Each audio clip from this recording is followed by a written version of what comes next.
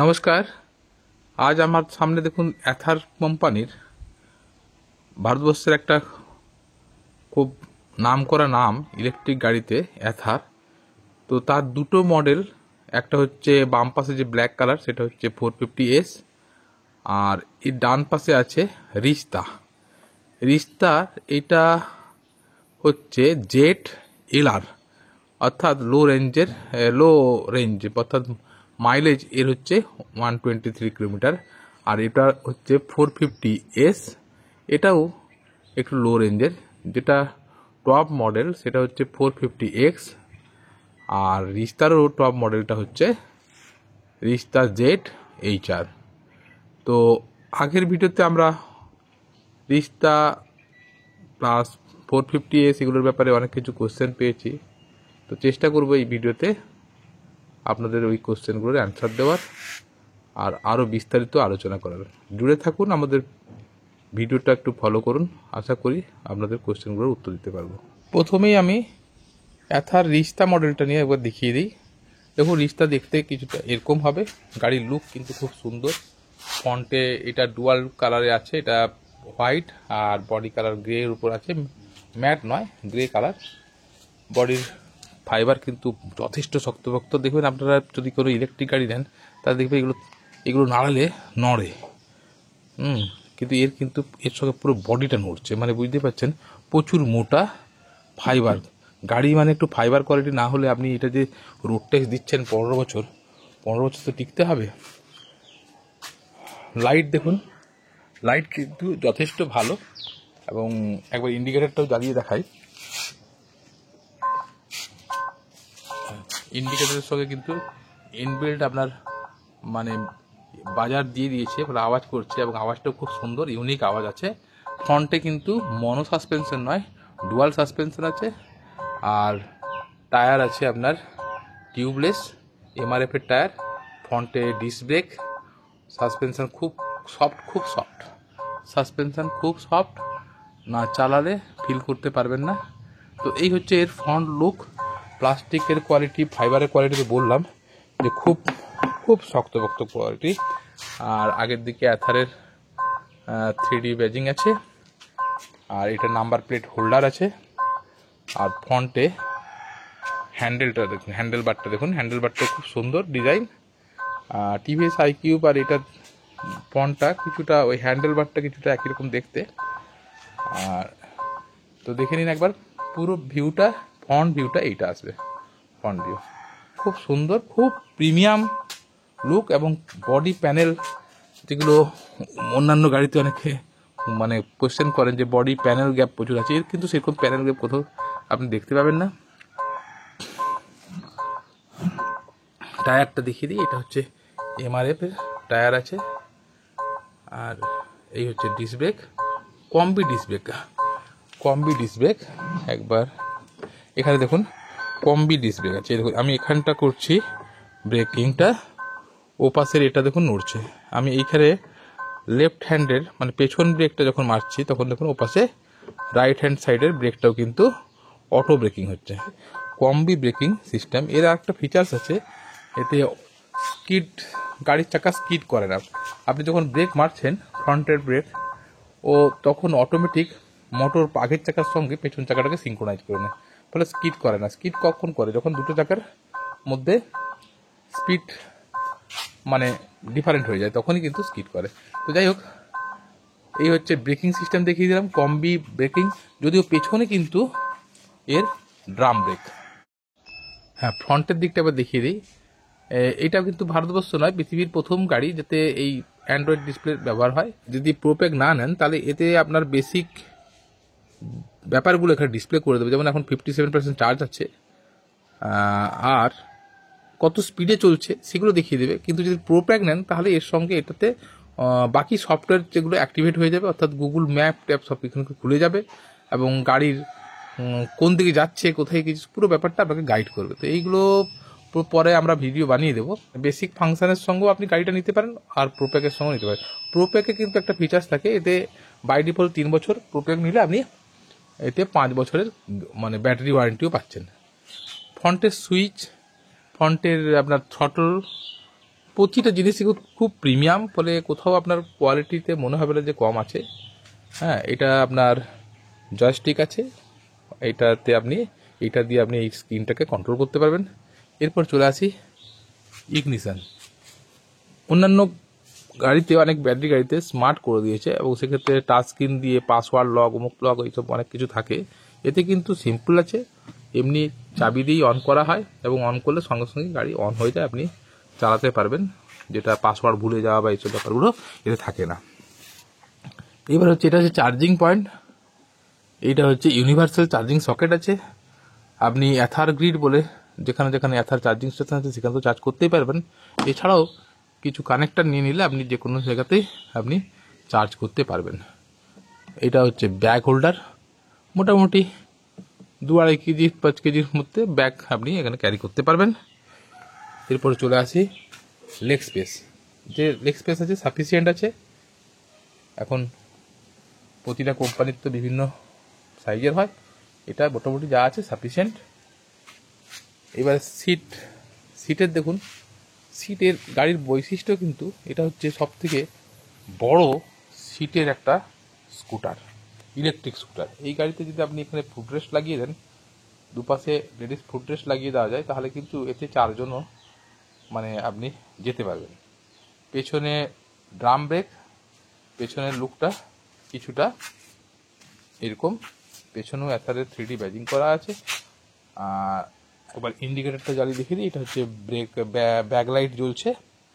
আর stand হয়ে গেলে automatic break হয়ে যায়, স্ট্যান্ড হয়ে গেলে। আর এবার ইন্ডিকেটার জ্বালিয়ে দেখিয়ে দিই।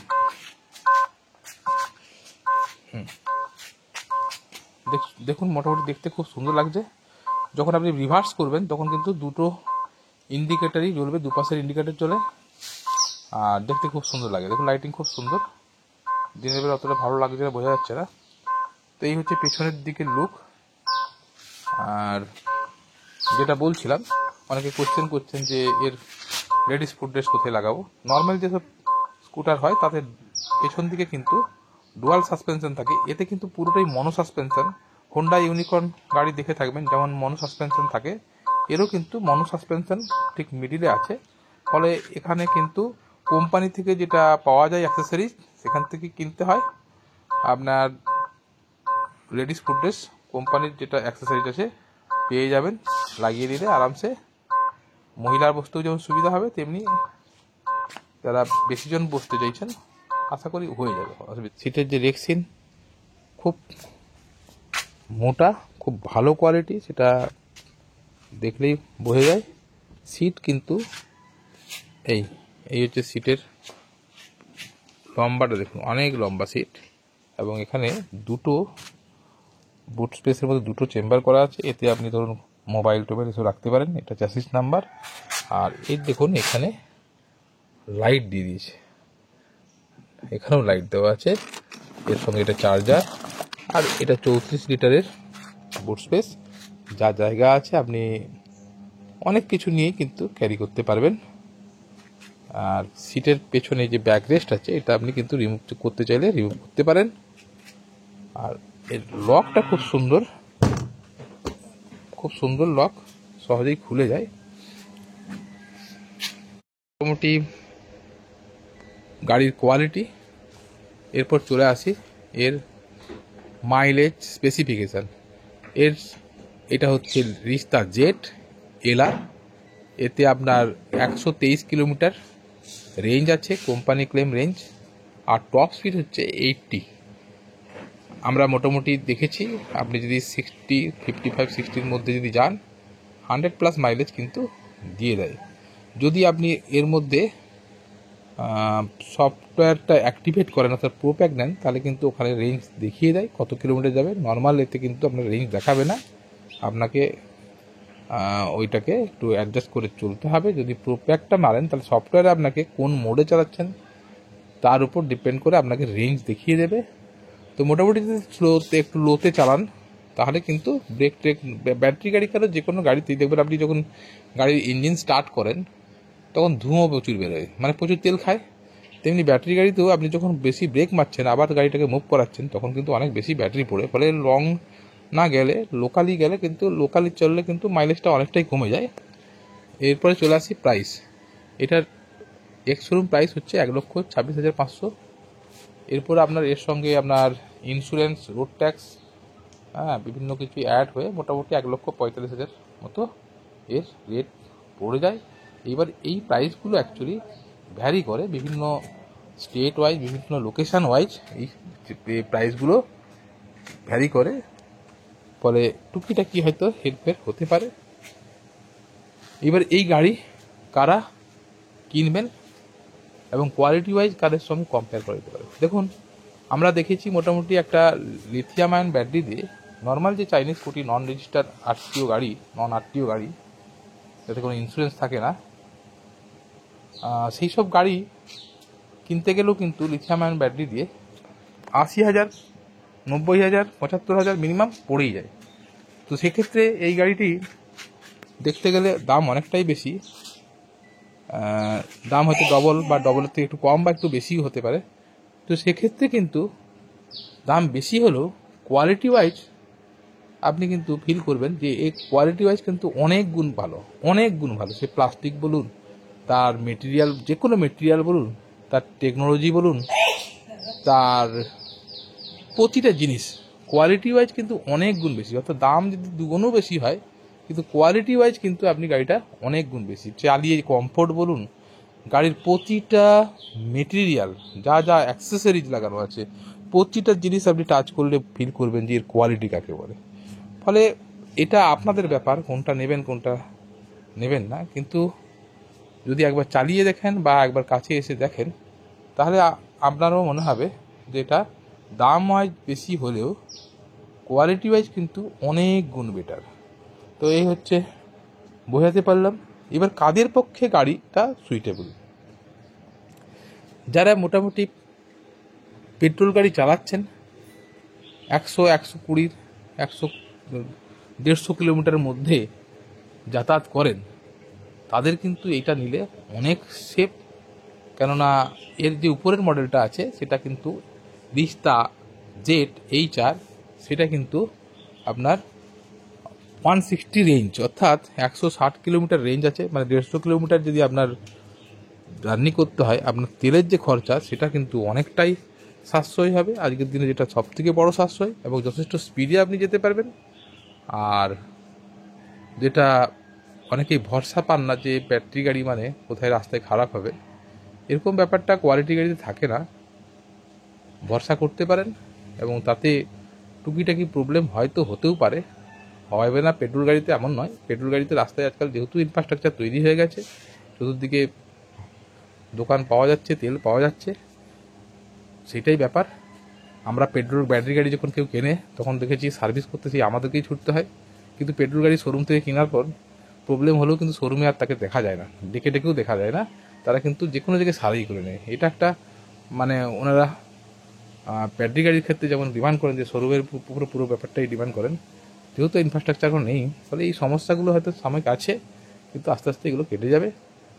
ব্যাটারি গাড়ি 150 কিলোমিটার জার্নি মানে এক হচ্ছে আপনি অনেক কমফোর্ট জার্নি করতে পারবেন, আপনার জার্নি টায়ার্ডনেস আসবে না। টাকা 150 কিলোমিটার মানে মিনিমাম 3 লিটার তেল আপনার মানে 300 টাকা বাঁচবে। আর রিলায়েবল, আপনার এটুকু আমরা দেখেছি ব্যাটারি গাড়ি চালালে আপনি যে এনার্জি নিয়ে বাড়ি থেকে বেরোচ্ছেন, মোটামুটি সেই এনার্জিটা থাকে, ফলে আপনি কাজে অনেকটা মন করতে পারবেন, মন স্থির করতে পারবেন। প্লাস পরিবেশের প্রতি যে দায়িত্ব আজকের দিনে যা অবস্থা, সেই জায়গাটাতে কিন্তু পলিউশন থাকবে না, পলিউশন কম করছেন, ফলে একটা মনের শান্তি থাকবে। তো যাই হোক, যারা কিনতে চাইছেন আমাদের সঙ্গে যোগাযোগ করতে পারেন।